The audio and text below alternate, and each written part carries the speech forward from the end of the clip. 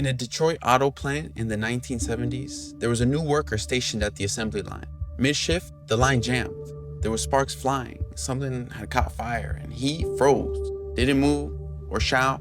He didn't even hit the kill switch, and it was just inches away. The floor manager yanked him out and screamed at him. He said, "Why didn't you stop the line?" And the man was like, "Well, I don't know. I didn't know I was allowed to." He knew what to do. He saw the danger, but he waited because that's what he'd been taught to do his whole life. This wasn't laziness. It wasn't incompetence. It was obedience drilled in by years of authority, repetition, and reward. You think hesitation is weakness? It's not. It's the outcome of a design. See, we've all been trained our whole lives to sit still, even when things are catching fire.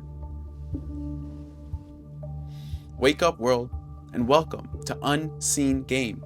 I'm Pablo, and this is where we unlearn the life we were trained to accept and tap into the life we were meant to live. That factory worker didn't fail because he lacked intelligence. He failed because he followed instructions. He'd been trained, like most of us, to wait for orders, to ask before acting, to get permission before moving. And the truth is, we're all trained the exact same way. Every school bell, our HR policy, every performance review, it all conditions you to pause until someone says, "Okay, yeah, now you're ready. Now you're allowed." But here's the trick. That moment of readiness we're all waiting for, it's a myth. It's the most effective form of control that the system could have created because it doesn't look like control. It looks like logic. It looks like sound maturity. It feels like safety, but all it really does is keep you still. Still enough to stay manageable, still enough to stay obedient, still enough to never cause a problem or start a revolution. You're not stuck because you're unqualified. You're stuck because we're trained to believe that we're not ready yet. But ask yourself, who benefits from you waiting? What dies every time you do? Preparation is power, they say. And we're told that if we study harder, wait longer, collect more credentials, then you'll finally be ready. But the problem is that preparation is endless. There's always another course, another book to read, another certification to get, another voice in your head just whispering, "Not yet, not yet, not yet." And see, the smarter you are, the worse it gets. Because you see all the angles, you see the risks, you see how it could go wrong. And that awareness, it becomes paralysis. The system knows this. And that's why it rewards the busy, not the bold, the obedient, not the original. Because busy people don't rebel. They don't ask the big questions. They don't build new games. They just keep preparing while someone else already moved. This system doesn't want your power, just your productivity. It doesn't reward the smartest person in the room, just the one who shows up early and stays late and never questions the task. Not the boldest thinker, but the most obedient contributor. You were raised in this machine that trained you to measure hours, but not your impact, to trade your time and not to build freedom, to chase income, but never ownership, to serve systems you don't even believe in. Broken capitalism doesn't fail by accident. It succeeds by design for someone else. Because wealth scales and the rich have leverage. They have time, money, networks, optionality. Each move they make opens 10 more doors, but the poor, they're locked into survival cycles. Limited time, limited access, limited trust, limited belief. So even when they act with 1,000% effort, they might only get 1% return. And if they make the right move at the right time, with that same effort, that 1% becomes 200%. With leverage, it becomes 2,000%. But the system doesn't keep you poor by stealing your effort. It keeps you poor by hiding the multiplying moves. It hides ownership. It hides leverage. It hides momentum. And it tells you to just keep preparing. That's why beginning feels so hard, because you're not just fighting inertia, you're breaking programming. A programming that was never neutral. It was built to keep the rich richer and keep you waiting. Delay feels harmless. It sounds responsible. It wears the mask of patience, logic, maturity, but it's not. It's just control. Delay is the most socially acceptable form of self-abandonment. See, you tell yourself that you're waiting for the perfect moment, but perfection is a moving target and the system controls its movement. While you're watching the target, life just passes you by. Every later becomes more regret, not instant, but inevitable. You don't just postpone decisions, you postpone identity. And that hesitation becomes habit. That habit becomes who you are until one day you wake up realizing that you're not the person who didn't succeed. You're just a person who never even started. And that's the real danger, not failure, but absence. And then comes the graveyard where your real life is buried, along with all the broken dreams. We're all dreamers. You know, there's 4 types in this world. You're one of them, so let's find out which. You might be a dream seller, always talking, always inspiring, always about to do something, but never actually starting, never really moving.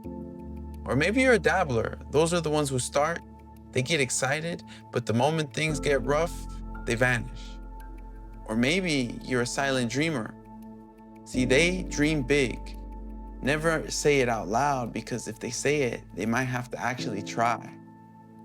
And lastly is the real ones, those who know what they want. They say it clearly, act on it daily, even when it's terrifying. So which one are you becoming? There's no need for a master plan. There's no need for permission. All you need to do is begin. Start with one small act of defiance. Say no, write the thing, post the truth, ask for what you're worth, and stop explaining yourself. Reclaiming your life isn't a grand leap, it's 1,000 small beginnings. Go ahead, flex one of those hidden capitals from the past episode. Take one step today. Maybe it's your persona capital. Move your body, speak the truth, be visible, tap into yourself, and be it. Or maybe financial capital, cancel the subscription. Track something you're spending, start building leverage. What about your spiritual capital? You can cut the noise, sit in silence, listen to yourself.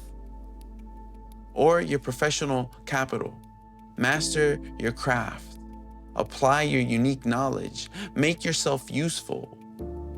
You don't have to plan it. There's no need to perfect it. Just start. If it was me today, I'd probably do this. For my financial capital, I'd map the types of income I have. And if I don't have passive income, I'd set a 30-day goal to add some form of scalable or passive income. Even if it's just some pre-sale page or an affiliate link. Because money that doesn't cost time, there's nothing like it. That's the first crack in the system's wall.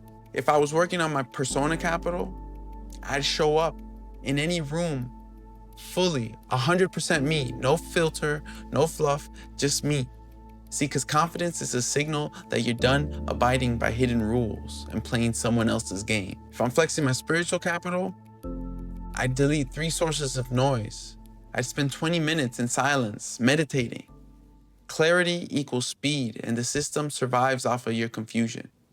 And finally, if I'm starting off and working on my professional capital, I'd offer value that only I can provide without waiting for permission. I'd DM someone, I'd build something, I'd share something, because movement creates momentum, and momentum, it beats perfection all the time. These 4 capitals are your weapons. All of us have it, and if we train them daily, we don't just escape the system, we outgrow it. You think you need a plan, a roadmap, more proof, more clarity, but you don't. What you need is motion. See, the path doesn't appear when you're prepared. It appears when you start walking it. You don't get confidence first. You earn it on the move. So go. Read that contract. Make that pitch. Take the walk. Send the message. The game won't wait. The map won't appear. Start walking and let the path meet you. And here's the one rule to live by in this moment. No decision gets delayed twice. Pause once, okay, that's discernment. Pause twice, that's fear. Practice this rule for 30 days and watch what happens. Because once you start walking, you won't go back to waiting. You know the truth now. You've seen the tools. So the only question is, why are you still hesitating? Next time on Unseen Game, we'll pull the curtain on your exhaustion, because the system isn't just trying to steal your time, it's trying to steal your energy. And we're going to explore how exactly you were designed to be tired. We'll expose the hidden architecture of burnout and how to finally break it, so you can start playing the game and so it stops playing you. I'm Pablo, and this is Unseen Game. Peace.